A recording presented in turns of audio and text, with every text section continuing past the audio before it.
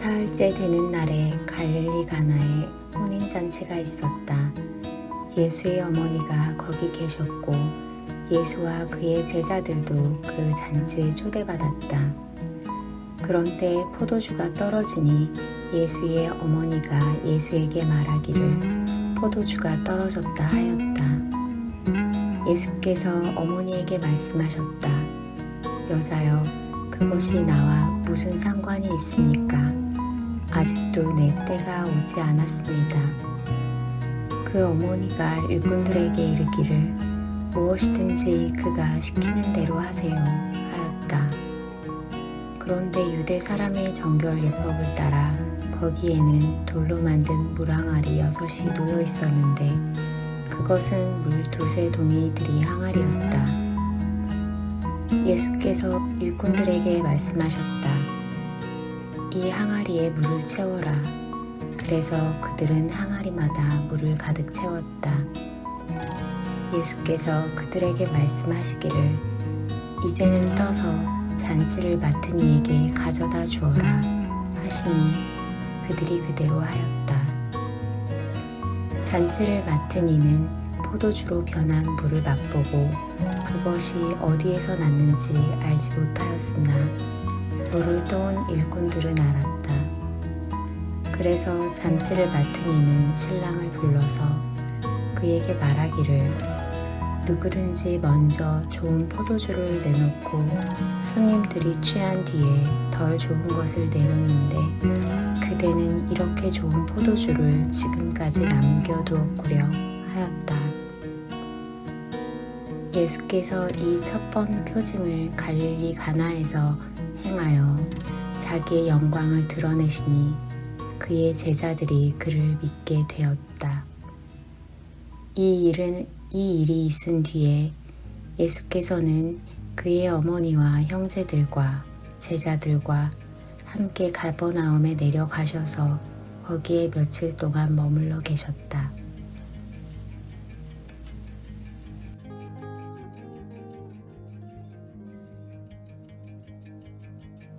마리아가 이제 이 잔치에서 지금 포도주가 떨어졌다는 사실을 알고 이 문제를 해결하실 수 있는 분이 예수님이라는 사실을 알았거든요. 야, 이걸 알기가 참 쉽지 않은데. 그래서 마리아가 예수님에게 갑니다. 예수님에게 가는 거예요. 나의 결핍의 문제를 최종적으로 본질적으로 해결해 주실 수 있는 분이 누구인가를 알고 그분에게 가는 것, 여러분 이걸 뭐라고 해요? 이게 바로 기도죠. 그렇죠. 이게 바로 기도입니다. 예수님에게 가서 예수님에게 구했더니 예수님께서는 이렇게 뭔가 딱 마음이 들어 하는 그런 태도는 아니에요. 안 해줄까 하다가 그냥 해주시는 것처럼 합니다. 우리도 예수님 앞에 기도하면 예수님께서 다 들어주실 것처럼 기뻐서 다 해주시는 건 아니라도 예수님께서 한번 얘기하신 적이 있죠. 배고픈 사람이 그 이웃의 창문을 두드리면서 아무리 늦은 밤이라 하더라도 떡 좀 있냐고, 멀리서부터 손님이 왔는데 지금 굶주렸는데 떡이 좀 있냐고 두드렸을 때 그 거절할 사람이 있겠냐는 거예요. 내가 지금 자다 일어났으니 못 주겠다, 내일 와라, 이럴 사람 없다는 거죠. 그런 것처럼 주님 앞에 시와 때를 기다릴 게 아니라 급하고 정말 나의 결핍의 문제가 당장 급할 때는 주님께 구하라, 다 주신다라고 그렇게 예수님께서 약속을 하십니다. 그 마리아가 얘기를 했더니 예수님께서 못 얘기는 척 하시고 이제 어떻게 보면 이제 이게 요한복음은 기적마다 다 순서를 매겨놨어요. 이게 요한복음의 되게 큰 특징이에요. 첫 번째 기적이다 이렇게 얘기를 하거든요. 예수님이 하셨던 첫 번째 기적. 처음이라는 건 항상 어떤 의미 가득한 그런 순간이잖아요. 그 첫 번째 기적이 바로 뭐냐면 물을 포도주로 바꾸는 기적이었습니다. 이 첫 번째 기적이 주는 의미가 바로 뭐냐면 예수님 사역 전체를 총괄하는 어떤 서머리 같은 기적이라고 우리는 그렇게 볼 수가 있어요. 이게 바로 뭐냐면 물을 포도주로 바꾸는 거죠. 돌 항아리가 있습니다. 이 돌 항아리는 정결 예식을 위한 돌 항아리예요. 정결 예식이라는 것이 레위기에 나와 있는 것처럼 오늘 우리가 이걸 이제 위생이라고 생각하시면 안 됩니다. 위생하고는 전혀 다른 개념이에요.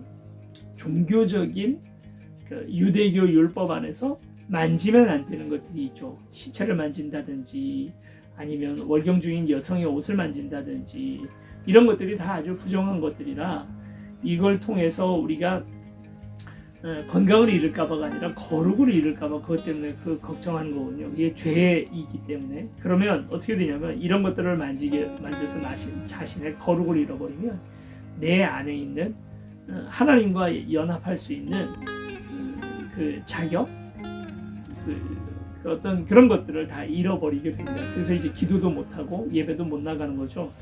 그 잔치 자리에 들어오려면 그 잔치에서 충분한 축복과 기도를 해주려면 어쩔 수 없잖아요. 그러면 내가 거룩해야 되는데, 그러니까 뭘 만지고 왔는지도 몰라요. 세상 가서 내 눈에 보이지 않는 많은 것들을 만지고 왔을 어떤 사람, 부지 중에 저지르는 수많은 죄악들, 이런 걸 생각하시면 됩니다. 그런 걸 싹 쏟아놓을 수 있는 곳이 바로 물 항아리예요. 돌 항아리에서 손을 씻는 겁니다. 오늘 내가 시체를 만졌는지 못 만졌는지 몰라요, 나도. 그리고 또 뭐 어떤 여성, 불결한 여성을 만졌는지 어떤지 전혀 모릅니다. 그런 것 다 쏟아놓은 돌 항아리예요. 이 안에는 그러니까 사람들의 손때가 가득한 게 아니라 사람들의 부정, 거룩하지 못한 죄악들, 이런 것들이 잔뜩 있는 돌 항아리예요. 그 안에 물을 가득 채웁니다. 그리고 이 채워졌던 물을 갖다가 떠다가 사람들에게 주는 거예요. 그랬더니 이게 뭐가 되냐면 진짜 더러운 물이 됐겠죠. 여러분, 이게 손 씻은 물이 생각보다 더럽습니다. 많이 더럽습니다. 정말 냄새 많이 나고 뭐가 묻었을지 모르는 그런 이 더러운 물이 깨끗한 물로, 그래서 생수와 같이 깨끗한 물로 바뀌었다면 그것도 엄청난 기적이에요. 그런데 그 정도로 바뀐 게 아니라 이 물이 뭘로 바뀌냐면 포도주로 바뀌었다는 거예요. H2O 물 분자가 CH3OOH 뭐 하는 알코올기로 메틸 알코올로 바뀌었거든요. 분자식 자체가 완전히 전혀 다른 존재가 됐어요. 예수님을 믿는다는 것이 더러웠던 물이 깨끗한 물 정도로 바뀌어지는, 그래서 나의 인격이 그저 이렇게 더러웠던 내가 이 정도 되는 사람으로 바뀌어지는 그런 걸 거듭남이라고 얘기하는가? 아니죠.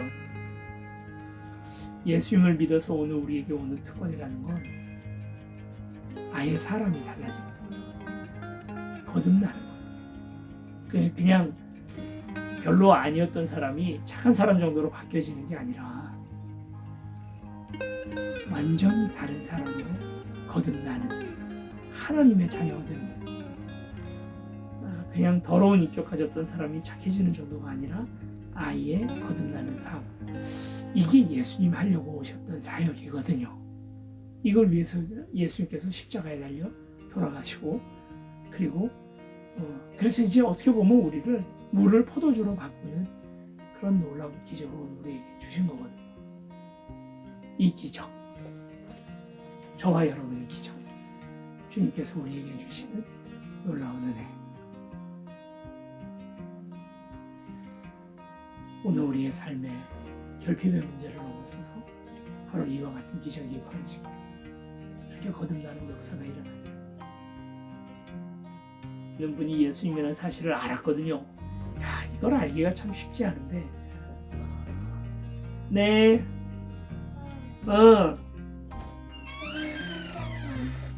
종이 한 장. 빨리 꺼내고.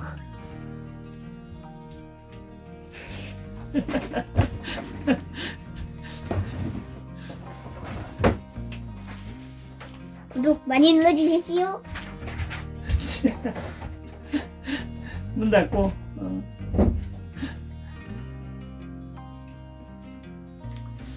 그래서 마리아가 예수님에게 갑니다.